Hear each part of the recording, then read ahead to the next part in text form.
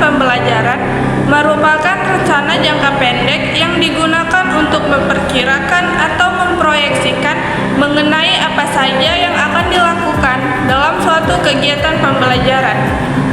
Hal ini sebagaimana yang tertuang dalam Permendikbud Nomor 65 Tahun 2013 tentang standar proses. Disebutkan bahwa RPP merupakan rencana kegiatan pembelajaran yang digunakan untuk satu pertemuan atau lebih. Tidak dapat dipungkiri bahwa RPP memiliki peran yang sangat penting untuk menjadi pedoman bagi guru dalam melaksanakan kegiatan pembelajaran.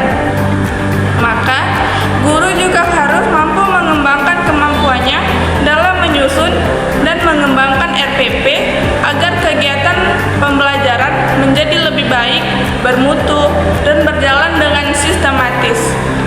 Sebagaimana yang tertuang dalam Undang-Undang Nomor 14 Tahun 2005 tentang guru dan dosen, bahwa salah satu kewajiban seorang guru dalam melaksanakan tugas keprofesionalannya adalah dengan cara membuat perencanaan pembelajaran dan melaksanakan proses belajar mengajar yang bermutu.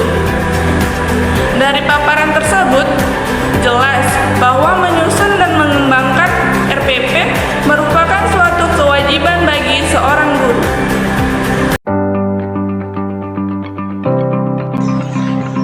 Tujuan RPP dan fungsi RPP. Pada hakikatnya, RPP disusun dengan tujuan untuk pengalaman belajar peserta didik guna mencapai tujuan pembelajaran. Yang pertama, meningkatkan kemudahan dan kelancaran dalam proses belajar mengajar serta meningkatkan hasil dari proses belajar mengajar. Yang kedua, membantu guru dalam mengidentifikasi dan menganalisis program belajar yang logis dan terencana. Fungsi perencanaan dan fungsi pelaksanaan. Yang pertama, fungsi perencanaan. Fungsi ini mengacu pada pemberian dorongan bagi guru untuk melakukan kegiatan pembelajaran lebih matang melalui perencanaan yang baik.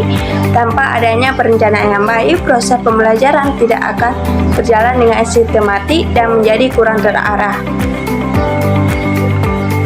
Yang kedua, fungsi pelaksanaan. Rencana pelaksanaan pembelajaran memiliki fungsi untuk membuat proses pembelajaran menjadi lebih efektif sesuai dengan apa yang telah direncanakan. Dalam hal ini, guru harus mampu mengembangkan dan memilih bahan belajar yang sesuai dengan kebutuhan dan kemampuan peserta didik.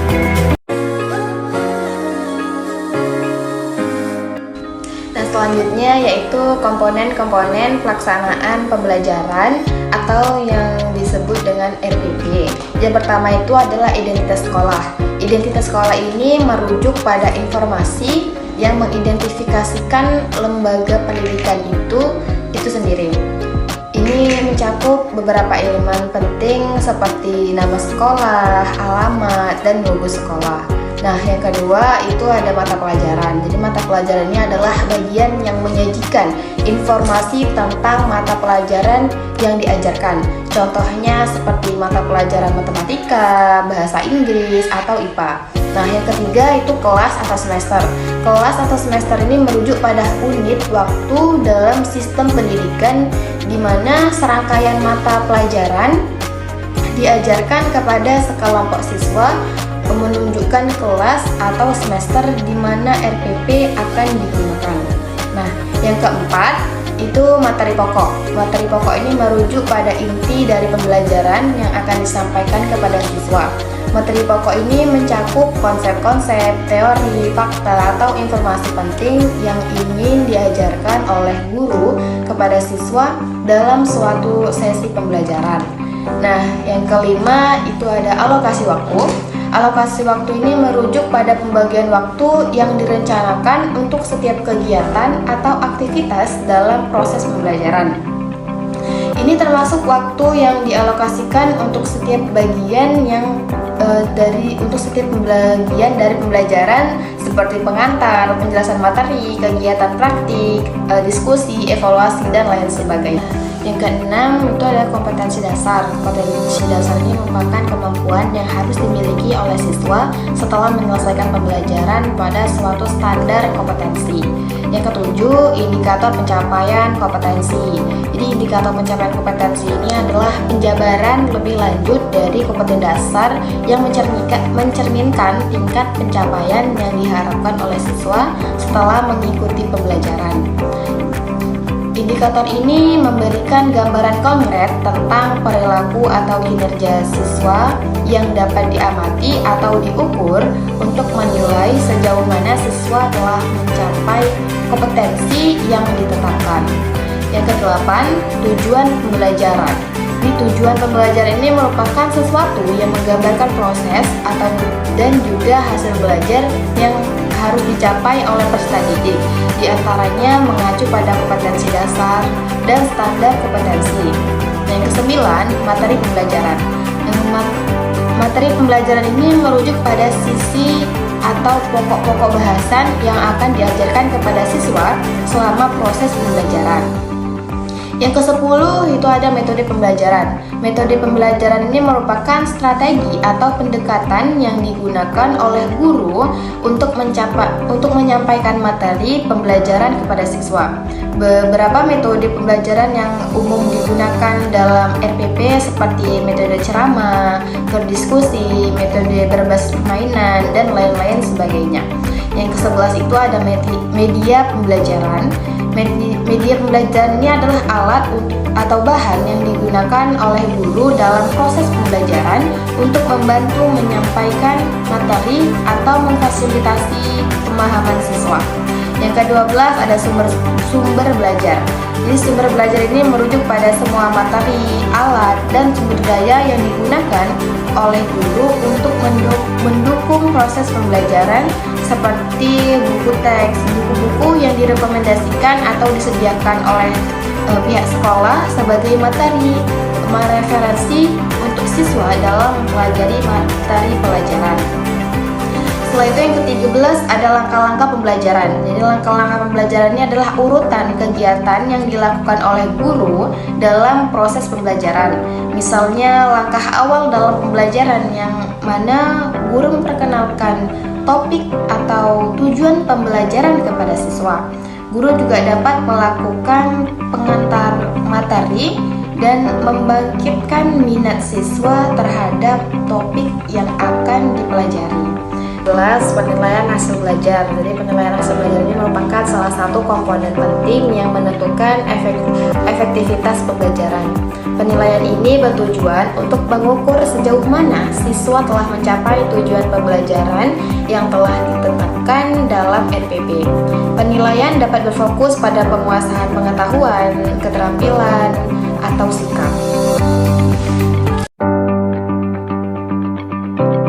Prinsip pengembangan RPP.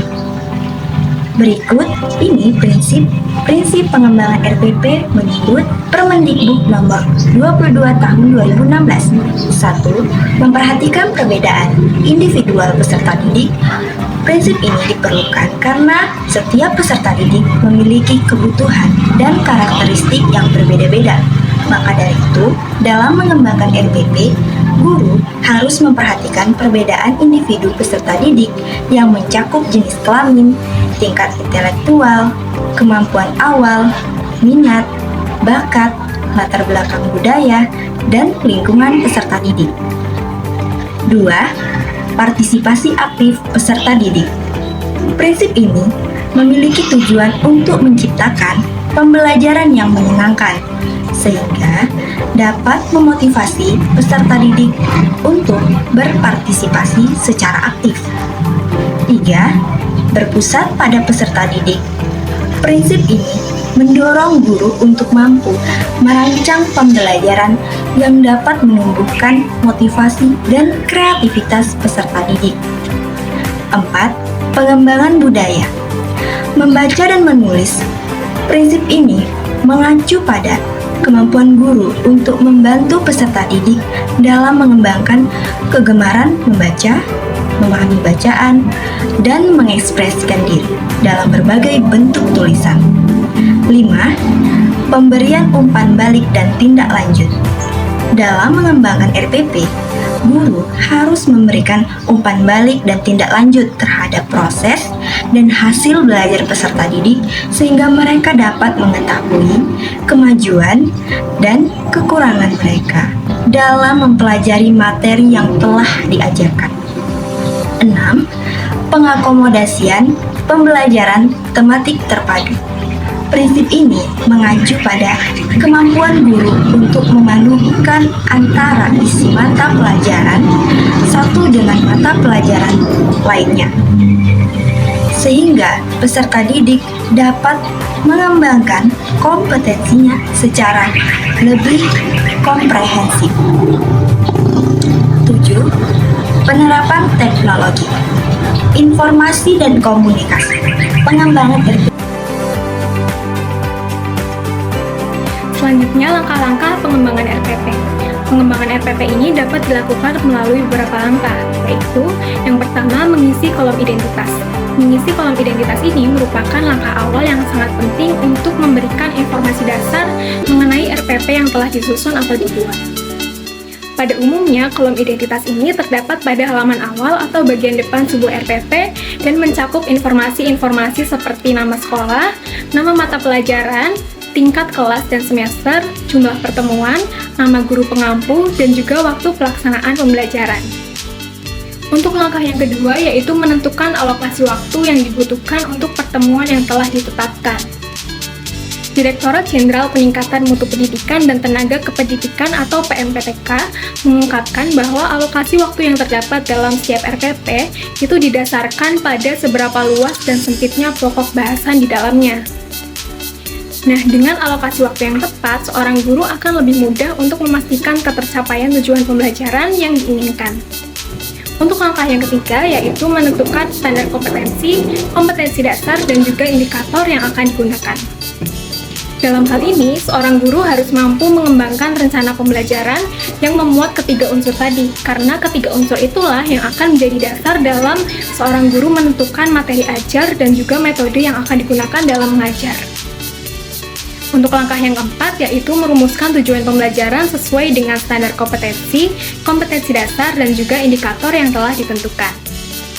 Nah, berdasarkan ketiga unsur tadi, seorang guru harus mampu menentukan tujuan pembelajaran atau sesuatu yang ingin dicapai setelah suatu pembelajaran selesai.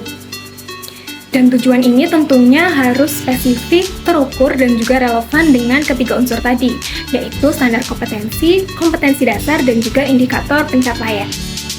Untuk langkah yang kelima, yaitu mengidentifikasi materi standar berdasarkan materi pokok pembelajaran yang terdapat dalam silabus.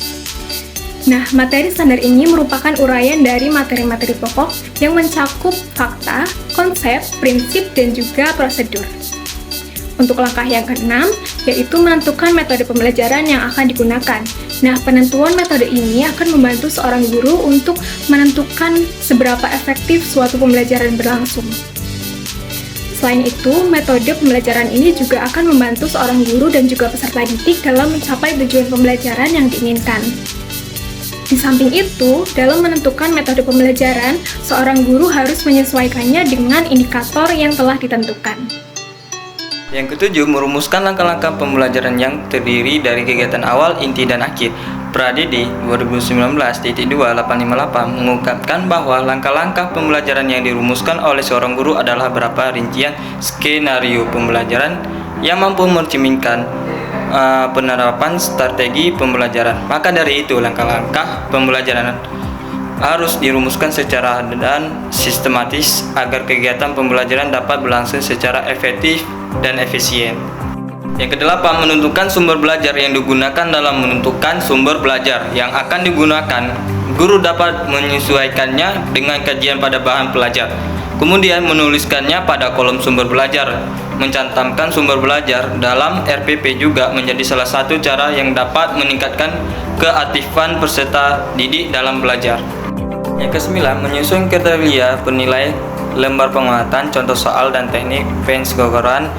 Penilai bertujuan untuk mengetahui apakah kompetensi yang diharapkan sudah tercapai atau belum. Informasi yang dicantumkan dalam kolom penilaian meliputi instrumen, bentuk dan teknik yang akan digunakan, susunan kriteria penilai lembar penguatan, contoh soal, dan teknik pensyukuran dalam RPP akan membantu guru mengukur kompetensi peserta didik dalam belajar. Selain itu, guru juga akan lebih mudah dalam mengembangkan strategi pembelajaran yang efektif dan efisien.